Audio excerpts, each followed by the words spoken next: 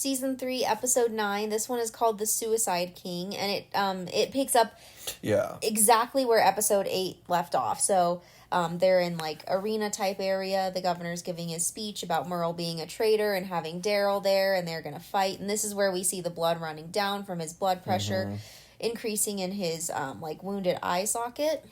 Yes. And, so Andrea is there, and she sees Daryl, and she's like, that's my friend, and she's like, please don't do this, Philip, and, like, says his name out loud in front of everyone there, in front of the whole town, but, like, no one seems to notice. No one knows his name, except maybe Milton. Maybe.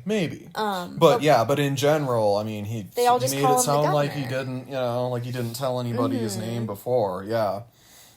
And that's true. It's also really stupid that, like, while this is going on, no one's defending the walls. Yeah. No one's, like, looking to see if they can find more people from Rick's group or anything like that. They're just all at their, what they call their arena.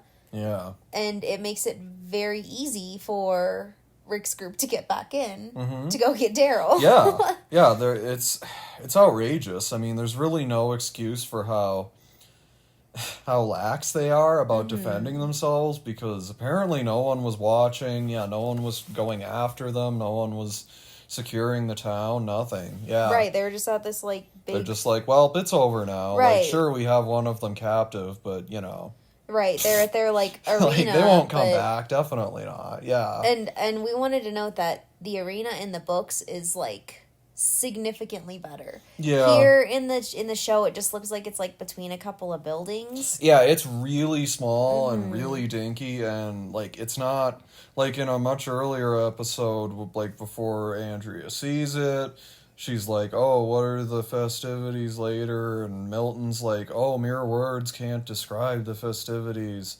And he's just, like, overselling it, because it's just this, like, weird little, like, tiny little thing, like, with some walkers and some torches, and like, in the books, it's, like, this, like, like, dirt bike track, and, like, this big stadium that the governor turns into a gladiator arena, and it's much, like, I feel like that would have been a lot more impressive. Yes.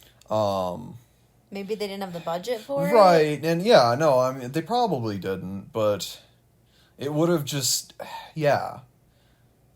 Like, it would have, like, and, like, yeah, it just would have, kind of would have justified, like, all their, like, attitudes towards it more. And their hype up about it. Because, yeah, and, like, if it was this, like, bigger thing, and, like, the crowd was getting more worked up, maybe Andrea's distaste over it would have made more sense.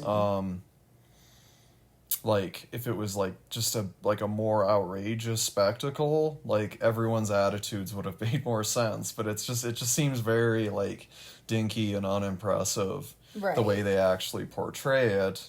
Yeah, so then, like, the governor is saying, okay, we're gonna make these two fight to the death, and, like, he's like, if it's like, Merle, if you're really loyal to me in the town, then you'll kill Daryl here. Yeah. Right. And so then Merle's like, okay, you know who I am. I'm going to prove where my loyalties lie. I'm going to kill him right here.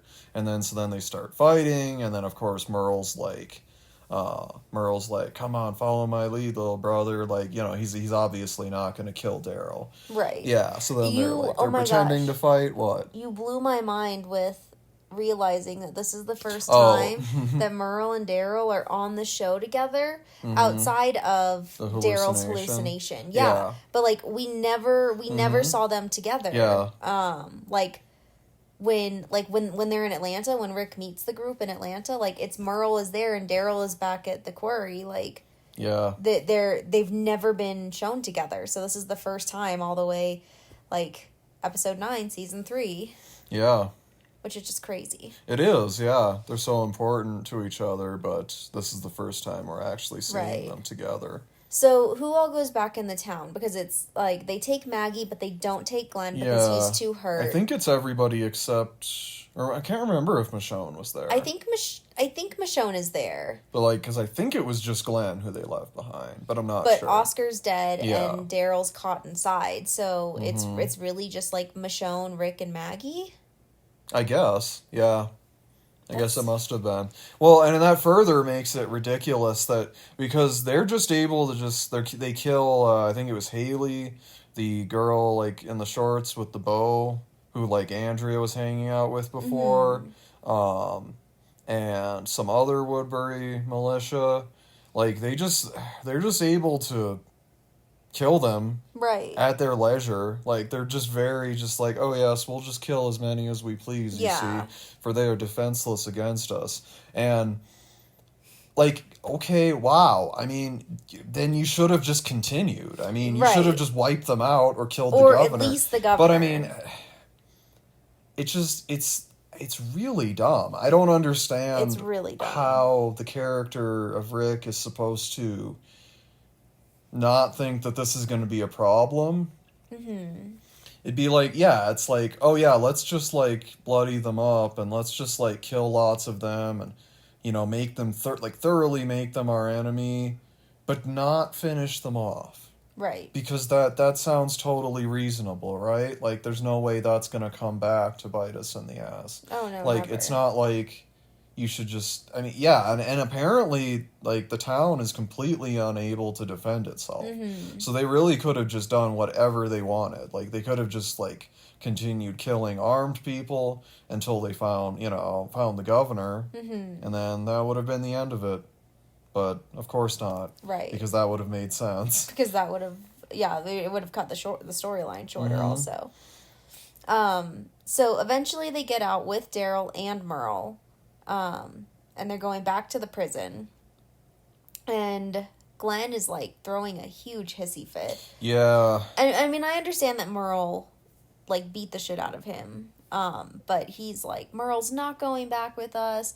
And they basically tell Daryl, like, you have to choose. Is it Merle or us? And then he chooses, and then they're like, what? Right. You chose? You and chose it's like, your brother the one over you're us? obsessed, like, you know, like the one like who's basically your entire family and who you're like completely devoted to. What? That's just it. Oh, their reaction is ridiculous. And then Rick kind of like tries to like guilt him into. There's gotta be a way. And it's like, well, yeah. I mean, gosh, maybe just ignore Glenn's bitching. I don't know. I mean, I don't know what because then Rick is even like, we started something. We really pissed off the governor and his people. And it's like, yes, you're fine. I mean, okay, right, so obviously. apparently you realize that. Like, gosh, you should have done something about it back then. But also, like, yeah, you kind of do need, like, at least Daryl, and I mean, you could use Merle. And Merle did do stuff to help save them, like, as they're trying to get out, so... Yeah. I mean, yes, he was like, sleeping with the enemy, but... That's interesting. Like, he didn't, like, that's all he had after, like, he got off the roof. Like, that was the only group he had. He didn't know that Daryl or the rest of the Atlanta group was alive. So, like, I mean, you can't really fault him for that. I mean, you can fault him for torturing Glenn, but he was also trying to find out where Daryl was. Yeah. Also, I mean, if we're just, like... Okay, like, yes. Okay, it makes sense that Glenn's pissed off about the whole situation, but... Okay, so he's pissed off because Merle personally beat him, right? You mean like Daryl did to Randall the rapist in season 2? When they were interrogating him? Oh, yeah. The guy in the slaughter shed? Yeah. So, okay, I mean... Okay, but that's basically the only thing that Merle did at this point, right? Right. Was, like, capture them and beat up Glenn. Yeah. Like, it's not like he was the one threatening to rape Maggie or anything. Right. So, like, it's just like... Well, and Glenn's it's just also, so stupid. He's just such a baby. Glenn's also, like, bitching about everything. He was like, I wasn't well enough, but you took my girlfriend? Like, do you know what he did to her? And it's like, wait, he made her take off her shirt. Like, it definitely could have been a lot worse than that. And Glenn also develops this, like, weird superhuman strength these past 2 episodes. Yeah, that's right, because he like, when they were still captive, the walker that Merle threw at him and then Glenn destroyed, he like after Maggie was back in there in the cell with him, he just like managed to like really easily pull its arm off. Yeah. Like he just pulled his arm off. Very easily. Like, and this is because then like this is something over the next few episodes where sometimes walkers are absurdly fragile and it's not consistent at all, either with like any kind of real world logic or how they're generally portrayed in the series, where like they just apparently come apart like effortlessly because Glenn's able to pull its arm off and just like pull the whole arm apart to get bones to make weapons so they can escape, like stab Woodbury guards with them. And then in this episode he's just like, there's a walker when he's throwing his fit. He's like, there's a walker, and he just like stomps its skull into oblivion. Yeah, he like pulls it out of a car. Yeah, and he just stomps it, like, and its skull disintegrates and just ceases to exist. Yeah, from his stomping. Okay, it shouldn't be that fragile. Like, you shouldn't be able to just obliterate their skulls with like the force of your foot or your fist, right? Like they show them doing. Like, there's no reason that they would be that fragile. The skulls should still be much harder than that. Yeah. It doesn't make any sense. Yeah, and so, yeah, like, does Glenn have some kind of superhuman strength? Like, in this, at some point, does he have strength that he's not revealing? Like, is he actually a superhuman or something, you know? He's like, oh, I was just holding back before, guys. Like, I'm gonna release it now. Yeah. So they're making the decision, like, is Daryl going to go with Merle? Is Daryl going to go with us? He decides to go with Merle. The rest of them head back to the prison. And they find out about the group that Carl let in. And Rick goes crazy. Like, I mean, you're right. That is a little later. I think at first he's just kind of like, because he's still insane. Okay, yeah. Or, oh, wait, this is when he starts seeing Lori. This is when he starts seeing Lori. Yeah. Because he saw, like, a hallucination of Shane, Wolverine Shane. Yeah, in Woodbury. In Woodbury when they were It's attacking. kind of confusing because, like, he sees Shane, right? But he has hair like Wolverine from the X-Men. Like Wolverine. But then when Rick kills the guy he was projecting Shane's image onto, he doesn't have hair like that. Yeah, he doesn't look anything like that. So I don't know what that was supposed, like, is that just what the actor looked like or something? Right. Did, like, after this amount of time, after a year or so? Is that just how the actor grew his hair? And so they were like, okay. We'll just keep it. Because it was kind of weird. Yeah, so he saw Shane, that's true, in Woodbury, and then he starts seeing Lori in this, like, white dress. Yeah, and he's, like, yelling at Lori, like, get out of here. Get out. You don't belong here. You're not supposed to be here. And Tyrese and his group think that he's yelling at them. So, and he's like waving his gun, right? Which is kind of weird, like at a hallucination of Lori. Like, why is he like threatening her with a gun? Yeah, it doesn't make sense. But at Woodbury, everyone is freaking out because they don't feel safe anymore. Like, they got attacked twice last night. Everyone is like loading up their cars and they're trying to get out of the gates, and like the guards at the gates are like telling them they can't leave. Right. And everyone's honking their horns, and it's drawing walkers, so they're shooting a bunch of walkers. And the governor is, like, crazy, and he was just like, nope, let him leave, I don't care. And Andrea has to go in and talk them all down. So, okay. So, apparently, Woodbury has so much gas to go around that people have personal vehicles, like, just civilians. Like, not the militia. Like, just civilians have gassed up cars that they're going to use to drive away from town. But they haven't, like, presumably they haven't been using these because it's not like they've been leaving town. Right. Town is very small. So apparently they've just had functioning cars with gas. I mean, apparently they have enough gas to, like, make it away. It's not like they're just going to run out, or they wouldn't try to leave. And we talked about, like, the gas should either be going bad or is bad. So, like, where do they get good gas from? But, apparently people just have enough gas to run their own personal cars because they're gonna try to escape, like not escape, but just leave, and like, okay, geez, wow, they really have a lot of supplies, like, okay, that's just a bit insane. And so then the governor doesn't care anymore about them leaving, but then Andrea's like, I think this is when, because like.